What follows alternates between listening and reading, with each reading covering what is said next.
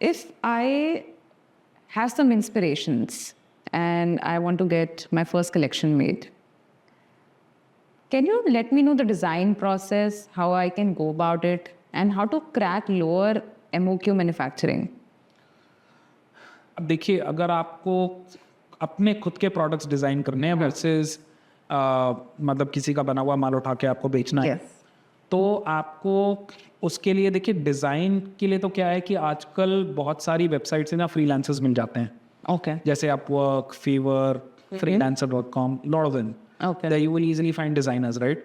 So and they also come for a very low cost. मतलब $10, $20 में आपका काम करके दे देंगे आपको, Okay. which is as low as even if I consider ₹100 for a dollar, 1000, 2000, 3000 रुपये में काम हो जाएगा आपका. अच्छा. तो आपको क्या करना है, अपनी इंस्पिरेशंस इन लोगों को भेजिए और अपने डिज़ाइंस बनवा लीजिए.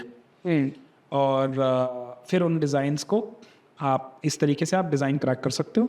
फिर उन डिज़ाइंस को आप मैन्युफैक्चरर ढूंढिए और उससे वो डिज़ाइंस कन्वर्ट करा लीजिए. अब रही बात कि आप लो MOQ में कैसे मैन्युफैक्चर कराएंगे, तो देखिए कोई भी आदमी आपको कोई भी चीज़ नुकसान में कभी बना के नहीं देगा.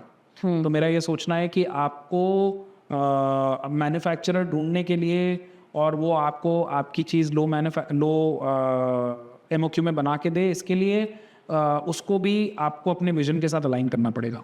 Okay. मतलब एक तरीका ये है कि आप कई सारी वेबसाइट्स हैं, जस्ट डायल है, कहीं से भी आप ऑनलाइन आजकल तो बहुत आसान है. आप अपने आसपास 10 मैन्युफैक्चरर्स निकालो, 10 से जाके मिलो, अपने विजन के बारे में उनको बताओ.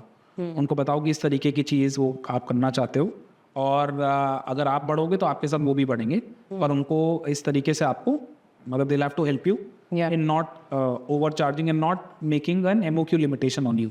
कि भाई कि आपको एक डिज़ाइन के 100 पीसीज बनाने पड़ेंगे, ऐसा ज़रूरी नहीं होता है मैन्युफैक्चरिंग. मैंने I have run my own manufacturing unit and I can tell it to you that a certain price point can be met by also keeping very low MOQs.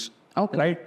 So for example, just to give you an example, for example मेरे को एक printed shirt बनानी है, तो अब मैं अगर पहले के टाइम पे जो प्रिंटिंग प्रोसेस होता था वो फ्लेक्स प्रिंटिंग प्रोसेस होता था, उसमें रोटरी प्रिंटिंग प्रोसेस, सॉरी, उस रोटरी प्रिंटिंग प्रोसेस में क्या है, एक प्रोसेस का पूरा मोल्ड बनता था, उसकी एक फिक्स्ड कॉस्ट होती थी 10-12 हज़ार. Okay. फिर एक minimum length of fabric print होगा, फिर उसके बाद शर्ट बनेगी, तो एक मिनिमम ऑर्डर क्वांटिटी 100, 200, 500 रहती थी उसमें, या 1000 शर्ट रहती थी एक डिज़ाइन में. आज का समय बदल गया है, अब आ गया डिजिटल प्रिंटिंग. Okay. तो instead of going through that process, अब डिजिटल प्रिंटिंग में पेपर की तरह प्रिंट होता है कि आप एक पीस पेपर प्रिंट करो या 1000 पीस पेपर प्रिंट करो. तो वो प्रिंटेड शर्ट बनानी है, एक पीस भी प्रिंट हो जाएगा, एक पीस का कपड़ा शर्ट का प्रिंट हो जाएगा.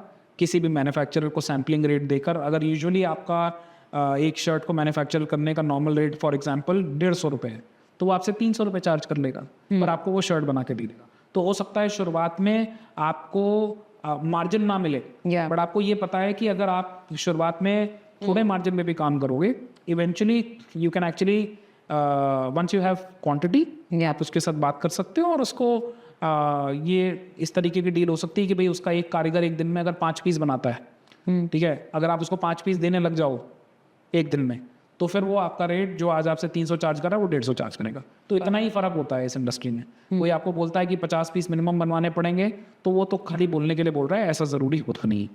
उसका काम इतना ही है कि उसके यहाँ जो एक कारीगर बैठा है उसको एक दिन का काम वो पूरा दे सके. If he is able to give that skilled labour a day job, Yeah. which is say making 5 t-shirts or 4 t-shirts, he can actually give it to you at a bulk costing also. Okay. Great. Maybe these are the hacks that you can actually use while negotiating with the person that you would go to.